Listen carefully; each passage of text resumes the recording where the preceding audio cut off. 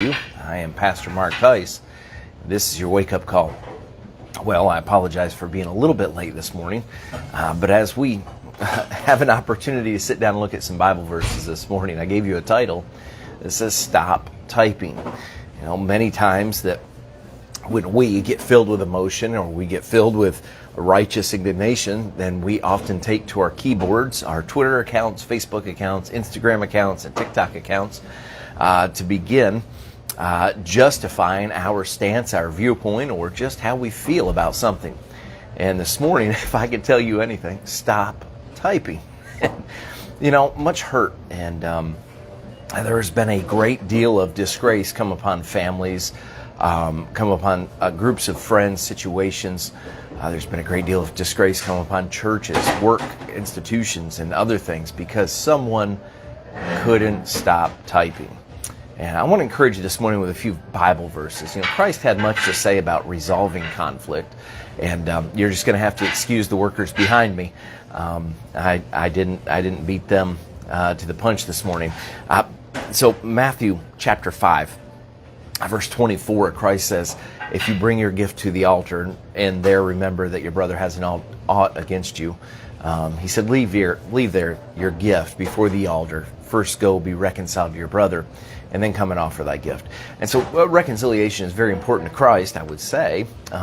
It's what he came, robed himself in flesh for, walked 33 and a half sinless years, and laid his life down on the cross of Calvary, so you and I could be reconciled to God. And ultimately, most importantly, that the wrath of God would be satisfied.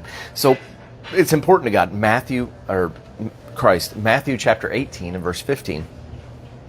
Christ again, he says, if you got a problem, if you and somebody have a problem, go to him, between you and him alone, and tell him the fault. And the verse ends up and says, if he hears you, you have gained a brother. And you know, Proverbs teaches us that a brother offended is harder to win than a strong city. And it's not very hard for me to make these cases and these points today that we need to be reconciled to one another. Personally, we don't always, and we shouldn't always be taking to the internet to try to justify our causes. Matthew 5:9 says, "Blessed are the peacemakers." And today I want to encourage you, maybe stop typing, maybe go to that person, give them a call, go to them in person if that's possible, have a conversation with them, get some things straightened out. You know, many times we just seem to hide behind the keyboard, and we need less keyboard warriors today, and we need more courageous men and women that are willing to go have conversations to get things straightened out, that we can move forward. Well, I hope this is somewhat of an encouragement to you. I know it's kind of tough this morning, but listen, I want to ask you this: if these devotions are an encouragement, or they somehow mean something to you in the morning, Facebook's algorithms I just can't seem to break through. So hit those likes, hit that like, or share, or whatever, comment on it, do something, and that helps Facebook kind of push that out a little bit more to others.